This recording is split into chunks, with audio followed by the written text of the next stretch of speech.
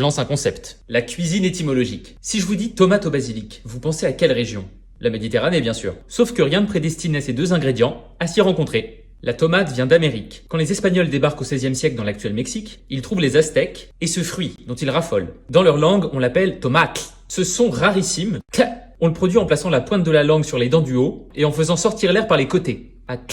On trouve ce son dans le nom de leur langue, le nahuatl, et dans d'autres mots plus familiers comme chocolat ou encore dans aguacate, qui veut dire testicule d'ailleurs.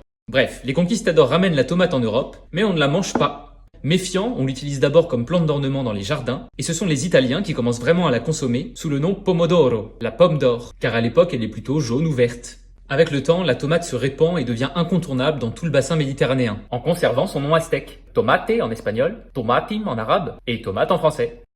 Le basilic, lui, vient de l'autre bout du monde. Déjà cultivé en Inde ancienne, il est réputé pour ses vertus médicinales, et même vénéré comme sacré dans l'hindouisme. Lorsqu'il arrive en Europe, les Grecs témoignent de l'importance qu'on lui donne dans l'Antiquité, en l'appelant Phyton basilicon, la plante royale, de Basileus le roi, qui a aussi donné le prénom Basile. Plante royale donc, un nom prédestiné pour couronner mon assiette. Et enfin, pour sceller le mariage, un ingrédient bien méditerranéen, lui, un bon filet d'huile. D'olive, bien sûr. D'ailleurs, le mot huile vient du grec elaia qui veut dire olivier. Rien ne destinait la tomate d'Amérique, le basilic d'Asie et l'olive de Méditerranée à se rencontrer. Et pourtant, cet assemblage est délicieux.